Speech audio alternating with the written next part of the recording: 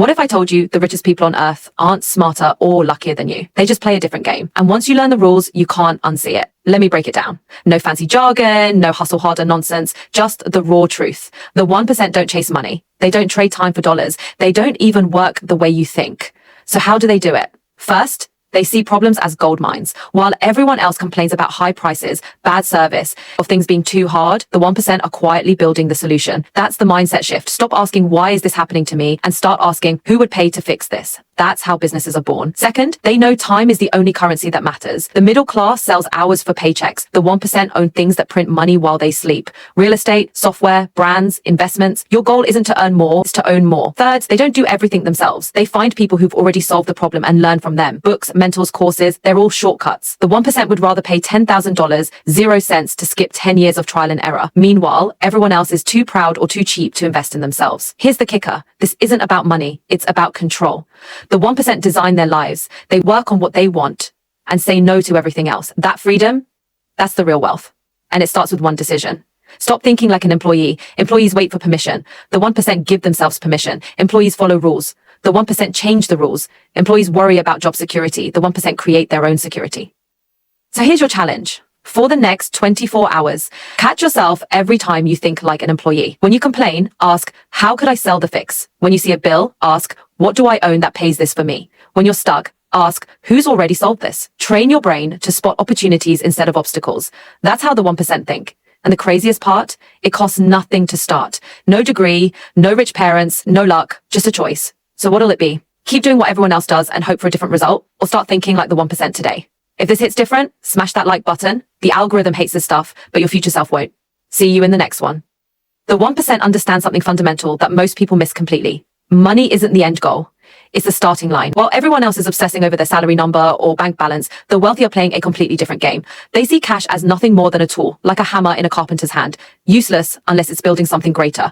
This mental shift changes everything. Most people work to get money to spend on things that lose value, cars that depreciate the moment you drive them off the lot, gadgets that become obsolete within months, clothes that go out of style by next season. The 1%. They use money to buy freedom first, assets second, and luxuries last.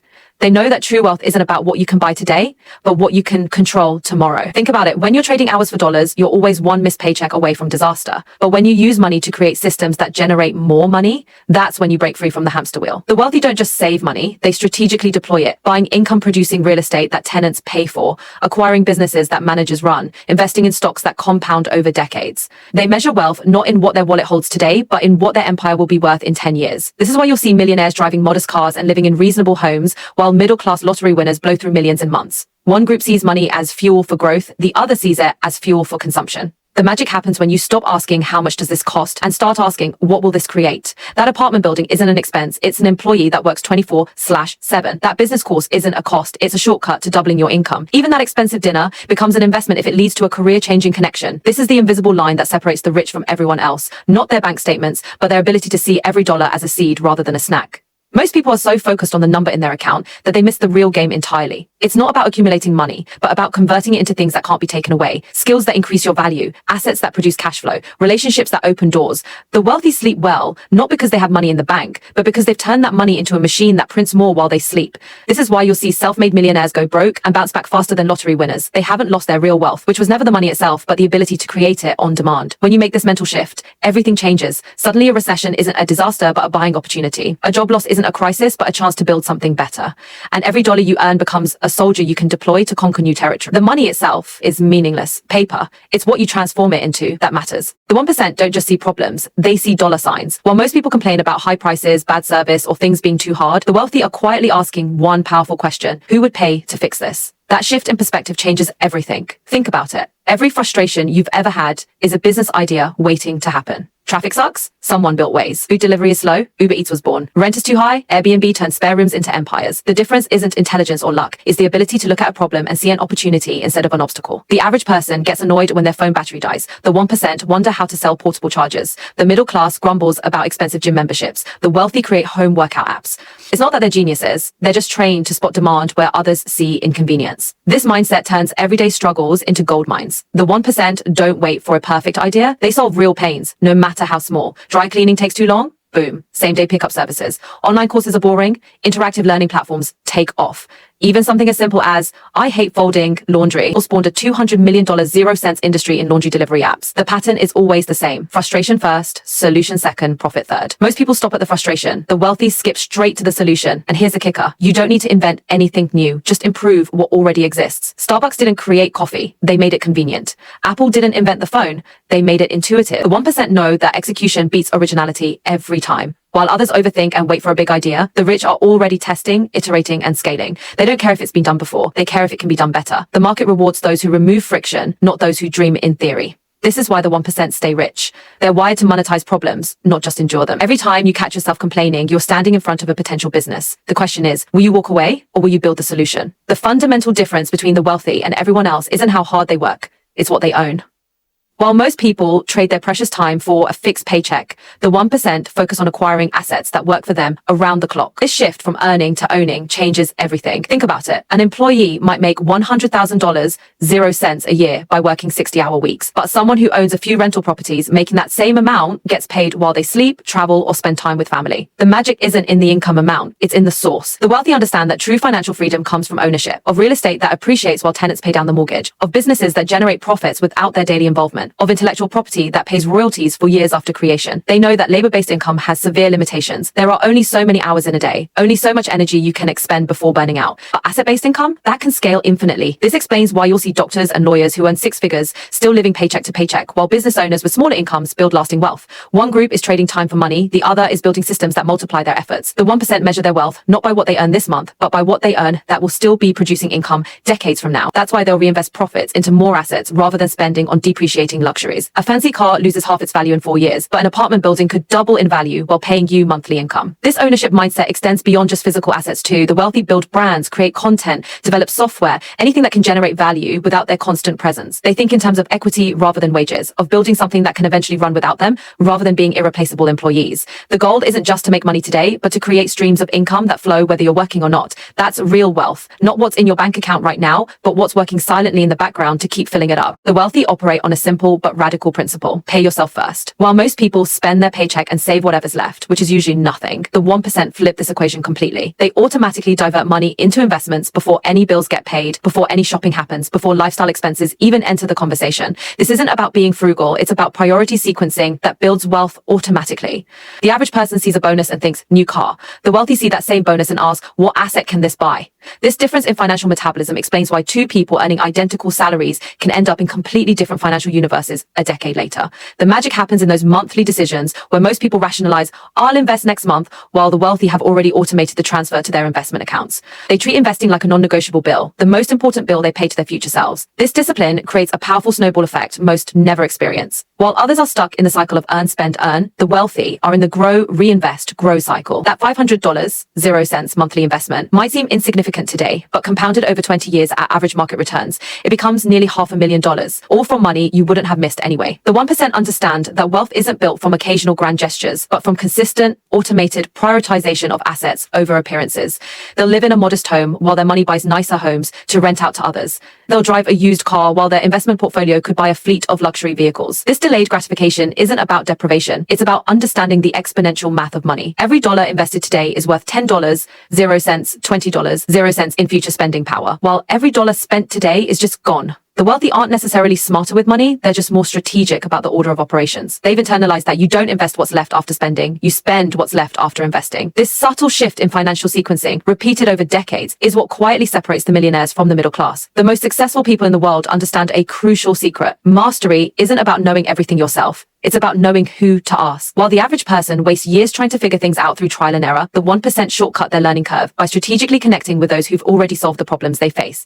This isn't about being lazy or unoriginal. It's about working smarter by standing on the shoulders of giants. The wealthy treat knowledge acquisition like a targeted military operation rather than a casual stroll through the library. They don't pride themselves on being self-taught. They pride themselves on being selectively taught by the very best in each field. This explains why you'll see successful entrepreneurs paying $10,000, 0 cents for a single coaching session or flying across the country to pick someone's brain over dinner. They understand that the right conversation can save them years of wasted effort and millions in avoidable mistakes.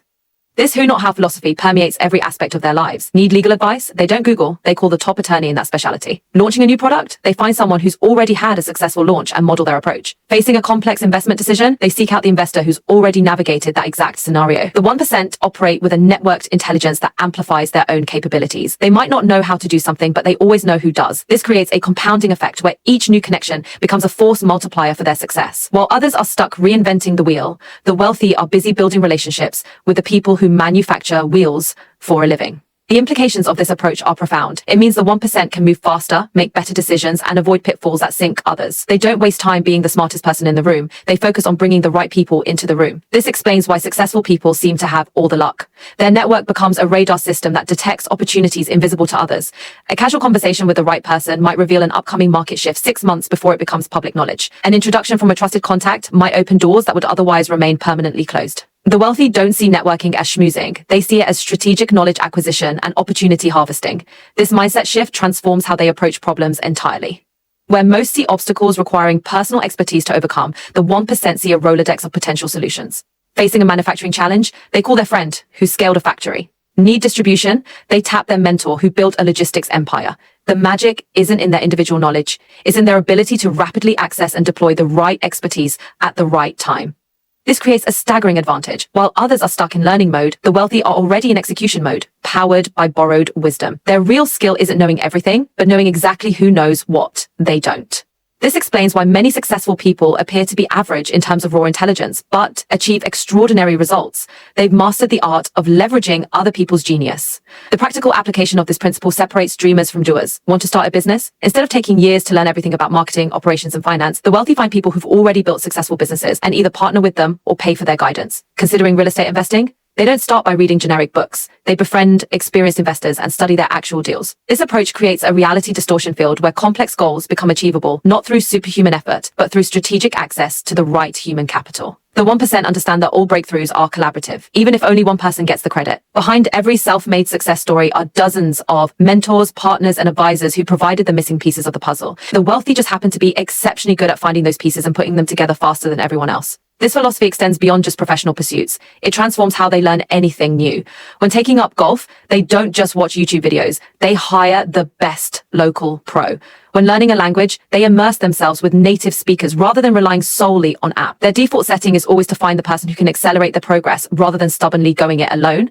This explains why they often appear to be quick learners. They're not necessarily more talented, just more strategic about their learning sources. The cumulative effect of this approach over a lifetime is staggering. While others slowly accumulate knowledge through direct experience, the wealthy compound their wisdom by standing at the intersection of multiple experts' life work. Their real genius lies in recognizing that in an age of information overload, the most valuable knowledge isn't found online. It's carried in the minds of people who've already walked the path you're just starting. The 1% don't just network. They strategically construct their personal brain trust, and this invisible asset becomes their ultimate competitive advantage. The 1% operate on a completely different timeline than everyone else. While most people are fixated on this month's paycheck or next quarter's results, the wealthy plant trees they know they'll never sit under. This long-term orientation changes everything about how they make decisions. Where others see get-rich-quick schemes, they see slow building compound growth. Where the average person chases instant gratification, the wealthy engineer delayed rewards that multiply over time. This explains why someone making $50,000, 0 cents a year can end up wealthier than someone making $500,000, 0 cents. One is thinking in years while the other is thinking in decades. The magic happens in those daily choices that seem insignificant today, but create unstoppable momentum over time. The wealthy will pass up flashy opportunities that promise quick returns in favor of boring investments that reliably grow year after year. They understand that real fortunes are built through the quiet accumulation of small advantages compounded over extended periods. This patience manifests in every aspect of their lives. They'll spend years developing a skill that will pay dividends for a lifetime rather than jumping between half-learned abilities. They'll nurture business relationships that may not bear fruit for years, but will eventually open extraordinary doors. They build companies designed to last generations rather than flip for quick profit. This long game mentality gives them almost supernatural discipline. They can watch others chase trends and fads while they stay focused on their carefully constructed trajectory. The 1% don't just have different goals, they have different time horizons. Where most see obstacles, they see temporary setbacks in a much larger story. A failed business venture isn't the end, it's a chapter in their education. A market crash isn't a disaster, it's a buying opportunity in their multi-decade wealth plan. This perspective allows them to weather storms that sink others because they're not measuring success in weeks or months, but in years and decades. Their investments reflect this timeless approach. They buy assets knowing they may not see returns for years. Vineyards that take a decade to mature, startups that need time to scale, real estate in neighborhoods that will gentrify over the next 20 years. While others panic over short-term market fluctuations, the wealthy stay calmly focused on the underlying value that will reveal itself over time. This same principle applies to their personal development. They'll spend years mastering a subject knowing it will eventually make them millions, rather than hopping between get-skilled quick schemes. The compounding effect of this patience is staggering. Small, consistent actions taken over decades create results that look like luck or genius to outsiders, but are actually just the inevitable outcome of thinking in different dimensions of time. The wealthy understand something fundamental. Time is the ultimate currency, and how you choose to spend it determines everything. They measure their decisions not by how they'll pay off tomorrow, but by how they'll compound over a lifetime. The 1% guard their time with ruthless precision, understanding it's the one truly non-renewable resource that separates extraordinary results from ordinary existence. While most people fritter away hours on social media, trivial tasks, and energy-draining activities, the wealthy treat every minute like a precious commodity to be invested rather than spent. This isn't about being cold or calculated. It's about recognizing that time, when strategically allocated, becomes the invisible engine behind all wealth creation. The average person's calendar is filled with obligations they passively accept, while the 1% occupy their schedules like master planners designing a cathedral, knowing that how they allocate their 168 hours each week ultimately determines their legacy. They don't just manage time, they weaponize it, eliminating entire categories of low-value activities through delegation, automation, or outright elimination. You'll never find them stuck in unnecessary meetings, scrolling mindlessly, or trapped in conversations that don't move their goals forward, not because they're rude, but because they've calibrated their lives to amplify meaningful hours and minimize empty ones. This time, consciousness manifests in subtle but powerful ways throughout the day. They batch similar tasks to avoid mental switching costs that drain productivity. They build morning routines designed to win the day before others have hit snooze for the second time. They're fanatical about protecting their peak energy hours for high-value work rather than squandering them on email or administrative trivia. The wealthy understand something most never grasp. Being busy is the enemy of being productive. Where others wear exhaustion like a badge of honor, they measure effectiveness by results created per hour invested.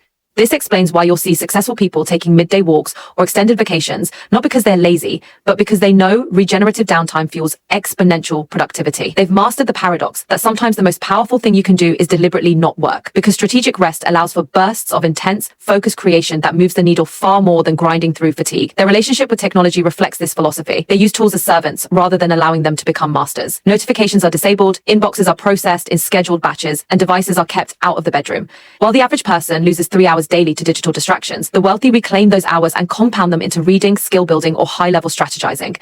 This time discipline extends to their relationships too. They're not antisocial, but highly selective about who gains access to their attention. Every coffee meeting, phone call, or social engagement is evaluated against a simple question: is this the best use of my time right now? They understand that time poverty creates money poverty, and that saying no to good opportunities is the only way to say yes to extraordinary ones.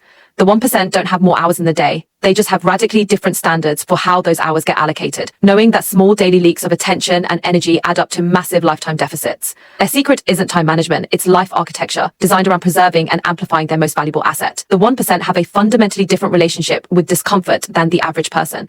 They don't just tolerate it, they actively seek it out as the raw material for growth. While most people structure their lives around avoiding anything that feels difficult or unfamiliar, the wealthy understand that every meaningful breakthrough lies just beyond the edge of comfort. This explains why you'll find them deliberately placing themselves in challenging situations that others would avoid, cold calling when they could email, taking the tough negotiation instead of the easy deal, volunteering for projects that stretch their abilities to the breaking point. They've internalized the counterintuitive truth that the feeling of being uncomfortable isn't a stop sign, it's the growth signal indicating you're moving in the right direction. The middle class sees discomfort as something to medicate or escape through entertainment, convenience, or distraction, while the 1% recognize it as the friction required to develop uncommon skills and resilience. This mindset shift transforms how they approach everything, from skill acquisition to business decisions. Where others pull back at the first sign of difficulty, they lean in, knowing that mastery lives on the other side of temporary unease. Their tolerance for discomfort gives them a staggering competitive advantage in the marketplace. While competitors shy away from tough conversations, difficult pivots, or uncertain ventures, the wealthy move toward these challenges with deliberate intent. They'll take the meeting that makes their palms sweat, make the investment that keeps them up at night analyzing variables, and have the brutally honest conversation everyone else is avoiding. This isn't about being reckless. It's about recognizing that all high-reward opportunities come wrapped in layers of discomfort that scare away less determined players. The 1% have trained themselves to interpret butterflies in their stomach not as fear to retreat from, but as excitement, signaling they're playing at the edge of their capabilities. This explains why they seem to get all the breaks. They're simply willing to operate in arenas where others won't venture, giving them access to opportunities invisible to the comfort-seeking majority. Their secret isn't fearlessness, it's the ability to act despite fear, to welcome the queasy feeling of uncertainty as the price of admission for extraordinary results. This philosophy extends to their daily habits and routines as well, where most people seek the path of least resistance in their personal development, choosing easy workouts, light reading, and comfortable social circles. The wealthy deliberately construct challenges that force growth. They'll take cold showers when warm ones are available, read complex material when entertainment would be easier, and seek out mentors who will criticize rather than coddle them. They understand that the brain, like muscles, only grows when pushed beyond its current limits, and they've made peace with being temporarily bad at things in order to become exceptionally good. This tolerance for the awkward phase of learning allows them to acquire skills and knowledge at an accelerated pace. While others abandon new pursuits at the first frustration point, the 1% recognize discomfort as the sensation of their old boundaries expanding. Their competitive edge doesn't come from natural talent, but from this willingness to endure short-term discomfort for long-term capability, creating a compounding effect where each conquered challenge makes the next one slightly easier to face. The wealthy haven't eliminated fear from their lives. They've simply developed the habit of walking toward what frightens them, knowing that every step through discomfort is a step toward greater personal power and possibility. The most striking revelation about the 1% mindset isn't any single strategy or tactic. It's the profound understanding that wealth begins as an internal game before it becomes an external reality. The wealthy don't just happen upon success. They cultivate a specific way of processing the world that makes prosperity inevitable. This mental architecture, built on seeing opportunities where others see obstacles, valuing ownership over wages, and embracing discomfort as the price of growth, creates a self-reinforcing cycle where good decisions lead to better opportunities, which lead to greater wisdom. What appears to outsiders as luck or privilege is actually the visible result of countless invisible cognitive shifts made over time. The middle class focuses on changing their circumstances, while the 1% focus on changing their thinking, knowing that transformed minds naturally create transformed results. This explains why sudden windfalls like inheritances or lottery winnings often fail to create lasting wealth. Without the underlying mindset, the money simply reveals the recipient's true financial literacy level. The magic lies in recognizing that every external measure of success, bank balances, property portfolios, business valuations, are merely lagging indicators reflecting years of disciplined thinking. The wealthy aren't playing a different game because they have money. They have money because they were playing a different game all along. Their true advantage exists between their ears, in how they define problems, perceive time, and process setbacks. While others see risk, they see probabilities. Where most perceive failure, they detect learning opportunities. When people complain about competition, they're busy creating new categories. This mental software determines everything, from daily habits to decade-long investment theses. The most valuable asset the 1% possess isn't their money or connections, it's their ability to consistently think in ways that generate and preserve wealth automatically.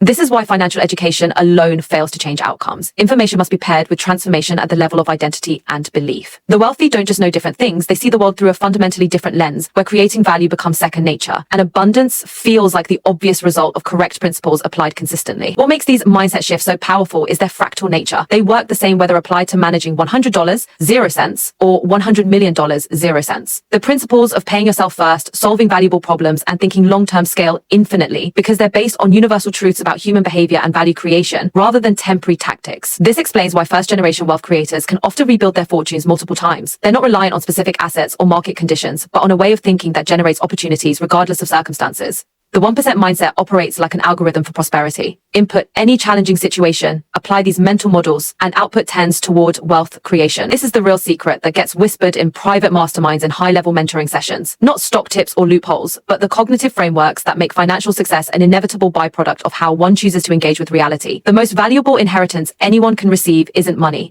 It's the ability to think in ways that make money a natural consequence of their daily decisions and perspectives.